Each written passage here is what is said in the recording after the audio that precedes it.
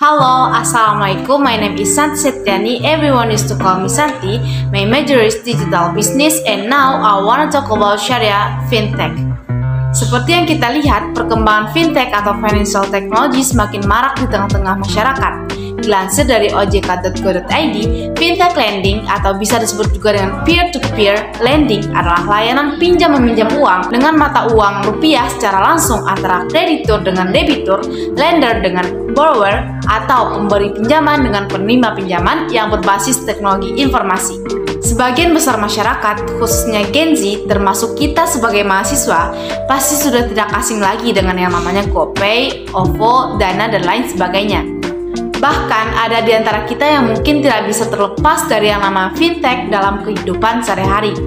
Berdasarkan data dari Indonesian Fintech Association (IFA), terdapat sekitar 135 sampai 140 startup fintech di Indonesia yang terdata dengan jumlah pemain tumbuh terbesar 78% pada tahun 2016. Pesatnya pertumbuhan fintech menunjukkan besarnya pangsa pasar teknologi finansial di Indonesia.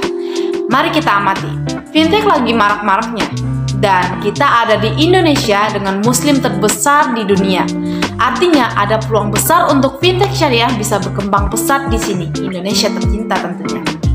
Berdasarkan laporan Global Fintech Islamic Report 2021 dari saham Gateway, pasar fintech syariah Indonesia berkisar sekitar 2,9 miliar US dollar atau sekitar 41,7 triliun. Nah, sekarang apa itu fintech syariah? Fintech syariah di Indonesia diatur dan mengacu pada Fatwa Dewan Syariah Nasional Majelis Ulama Indonesia nomor 117 tahun 2018 tentang layanan pembiayaan berbasis teknologi informasi berdasarkan prinsip syariah. Berdasarkan fatwa tersebut, fintech syariah adalah penyelenggaraan layanan jasa keuangan berdasarkan prinsip syariah yang mempertemukan atau menghubungkan pemberi pembiayaan dengan penerima pembiayaan dalam rangka melakukan akad pembiayaan melalui sistem elektronik dengan menggunakan jaringan internet dalam perkembangannya. Fintech syariah didukung oleh Asosiasi Fintech Syariah Indonesia atau AFSI. AFSI didirikan sebagai kongregasi startup, institusi, akademisi, komunitas, dan pakar syariah yang bergerak dalam jasa keuangan syariah berbasis teknologi.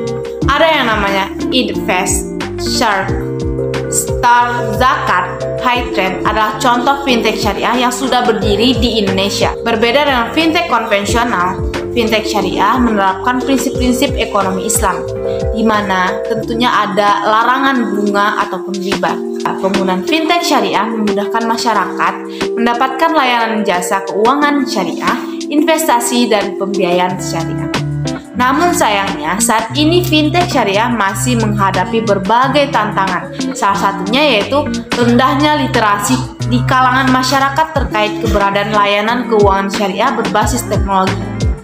Maka dari itu, sangat perlu ditingkatkan kerjasama dari berbagai pihak termasuk kita sebagai para mahasiswa yang insya Allah berminat menjadi ekonom rabbani.